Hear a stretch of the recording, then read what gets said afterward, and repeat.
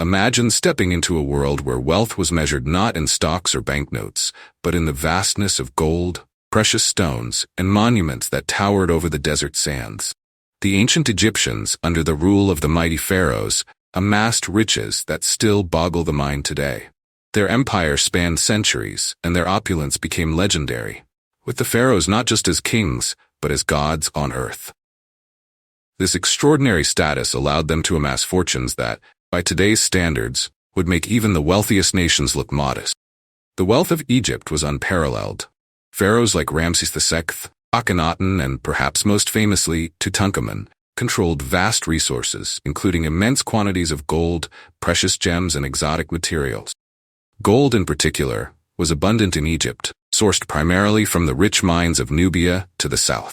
These mines were so productive that Egypt's gold supplies seemed inexhaustible, and pharaohs often decorated their temples, tombs, and even entire cities with the precious metal. According to some estimates, the wealth of just one pharaoh, Ramses II, would be valued at over $4 billion in today's money. One of the most stunning discoveries came in 1922 when archaeologist Howard Carter unearthed the tomb of Tutankhamun. Though Tutankhamun was a relatively minor king, the treasure within his tomb astounded the world.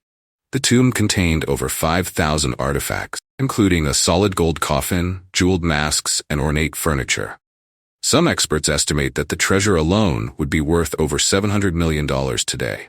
But if a minor pharaoh like Tutankhamun could possess such wealth, what must the fortunes of more powerful rulers have looked like? The source of these riches was multifaceted. First, Egypt's strategic location along the Nile River allowed for efficient trade with neighboring regions, such as Mesopotamia, the Levant, and even as far as sub-Saharan Africa. The Nile itself was an invaluable resource, providing fertile land for agriculture, which in turn created food surpluses. With a stable and growing economy, the pharaohs were able to levy taxes on crops, goods, and labor. Additionally, the conquest of foreign lands, particularly Nubia and parts of modern-day Syria and Palestine, brought tribute in the form of raw materials, slaves, and livestock. Egypt's wealth wasn't just in material goods. The labor force was another immense asset. The Great Pyramids, which still stand today, were built using the vast human resources at the pharaoh's command. It's important to note that recent research suggests these laborers were not slaves in the traditional sense, but skilled workers who were well-fed and housed. However, the ability of a single ruler to mobilize tens of thousands of workers highlights the immense power that the pharaohs wielded. Fast forward to today, and the idea of a single nation possessing such overwhelming wealth seems almost impossible. Why? Several reasons contribute to this. First, the global economy is vastly more complex. Wealth is distributed across nations, corporations, and individuals. It's no longer concentrated in the hands of a single ruler or state.